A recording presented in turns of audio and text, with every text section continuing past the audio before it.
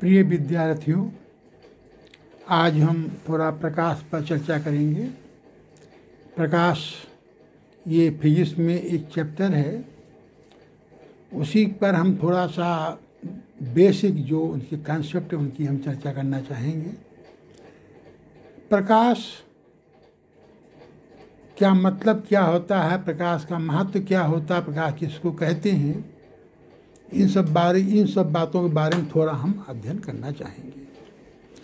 तो दिन में जो हम प्रकाश के माध्यम से वस्तुओं को देखते हैं, जब किसी वस्तु को हम देखते हैं तो क्या अंधेरे में वो वस्तु दिखाई पड़ेगी? बिल्कुल नहीं दिखाई पड़ती है। लेकिन जब प्रकाश की किरणें उस पर पड़ती हैं तो उससे परावर्तित होकर के हमारी आँखों पड़ती हैं और वो वस्तु हमको दिखाई पड़ती है। वास्तव में जब प्रकाश की किरणें किसी वस्तु पर पड़ती हैं तो तीन बातें हो सकती हैं। या तो वो परावर्तित हो जाएंगी, रिफ्लेक्ट हो जाएंगी, या वो अब्जॉर्ब हो जाएंगी, या तो रिफ्लेक्ट हो जाएंगी। तो जब हम रिफ्लेक्शन की बात करेंगे तो अब्जॉर्प्शन और आपके रिफ्लेक्शन को एक किनारे कर देंगे। जब रिफ्लेक्शन की बात करेंगे तो हम रिफ्लेक्शन और अब्जॉर्प्शन को किनारे कर देंगे, और जब अब्जॉर्प्शन की बात करेंगे तो हम लोग रिफ्लेक्शन और रिफ्लेक्शन को एक किनारे कर देते हैं। तो दिन में प्रकाश की किरणें जो वस्तुओं पर पड़ती हैं वो उनसे परावर्तित होकर के हमारी आँखों तक पहुँचती हैं। इससे हमको वो वस्तु दिखाई पड़ती है। अब कौन सी वस्तुएं प्रकाश देती हैं? जैसे सूर्य हमको प्रकाश का अच्छा स्रोत है। तो जो वस्तुएं या जो बॉडी प्रकाश हमको प्रदान करती हैं उनको लुमिनियस बॉडी कहती हैं। जैसे सूर्य और तारे हैं, ये आपकी लुमिनियस बॉडी कहलाती हैं। गर्म लोहा है जो लाल रंग का हो जाता है, और कुछ मछलियाँ जो होती हैं जो वो भी प्रकाश उत्पन्न करती हैं उनको बायोलुमिनियस जीव संदिग्ध कहती हैं। नॉन लुमिनियस बॉडीज पर जब प्रकाश किरणें पड़ती हैं तो वहाँ से भी रिफ्लेक्ट होकर के या स्कैड होकर के हमारी वस्तुओं पर पड़ती हैं।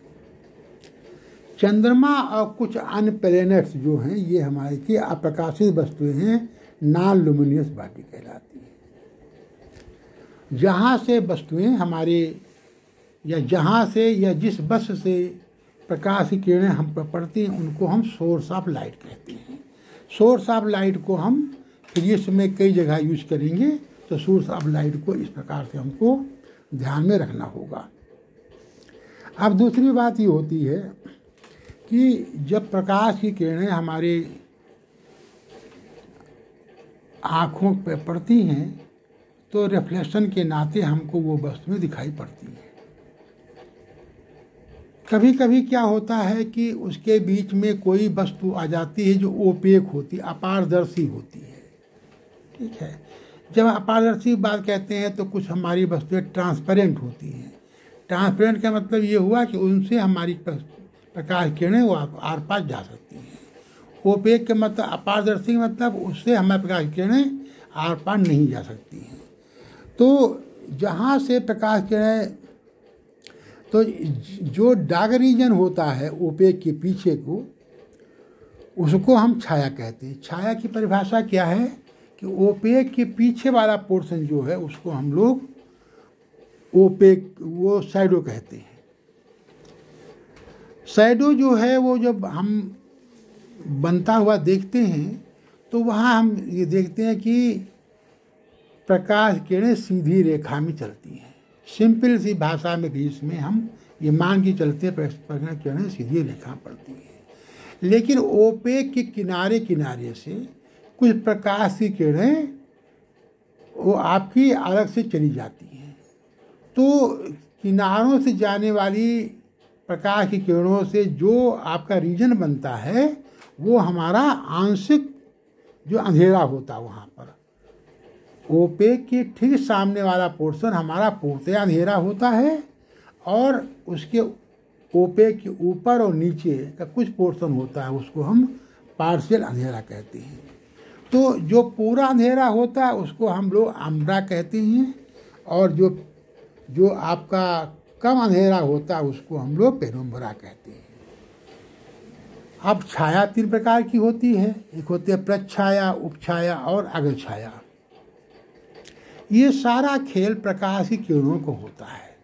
प्रकाश की किरणें जब हमारे सिर के ठीक ऊपर होती हैं तो हमारी जो है किसी प्रकार का शैडो नहीं बनता है। तो जिस समय प्रकाश की किरणें हमारे सिर के ऊपर होती हैं, जो अमूमतया 18 अगस्त को होती हैं, इस वर्ष भी 18 अगस्त 2023 को सूर्य जो है हमारे सिर के ऊपर के था, उस दिन हमारी शून्य छाया थी, उस दिन कोई किसी प्रकार की बड़ी थी। तो इस प्रकार से हम देखते हैं कि जो बेसिक हमारी है फिजिक्स की, जिनकी प्रकाश की किरणों के बारे हम ज़्यादा विस्तृत अध्ययन करेंगे बाद में, उसके पहले हम कुछ चाहते हो बेसिक चीज़ों को कि कंसेप्ट को क्लियर कर लें। क्योंकि जब हम इसके पश्चात जब आगे पढ़ेंगे तो बहुत सी बातें ऐसी आएंगी जहाँ पर हमको सोर्स ऑफ लाइट का, ओपेक का, ट्रांसपेरेंट ऑफ लाइट का, शैडो का, इन सब बातों के वहाँ उल्लेख होगा।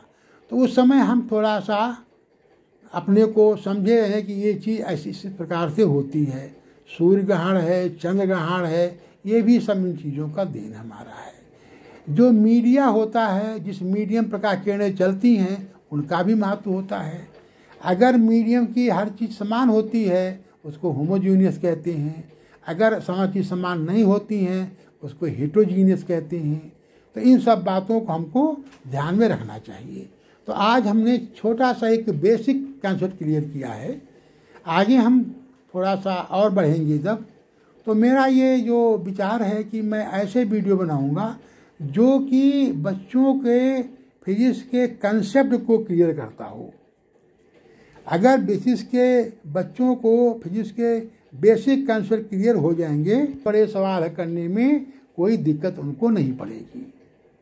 इसलिए हमारा विद्यार्थियों से अनुरोध है कि हमारे ये वीडियो बहुत छोटे हैं, जिनकी जानकारी भी आपको होगी, लेकिन हमारा उद्देश्य ये है कि जब हम आगे बढ़ेंगे तो हम इन शब्दों का जब प्रयोग करें, इन जो है वाक्यों का जब प्रयोग करें, तो आपको इसमें कोई शंका नहीं होनी चाहिए क्या चीज़ होती है।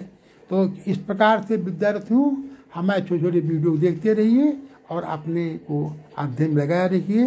इन्हीं शुभकामनाओं के साथ धन्यवाद विद्यार्थियों।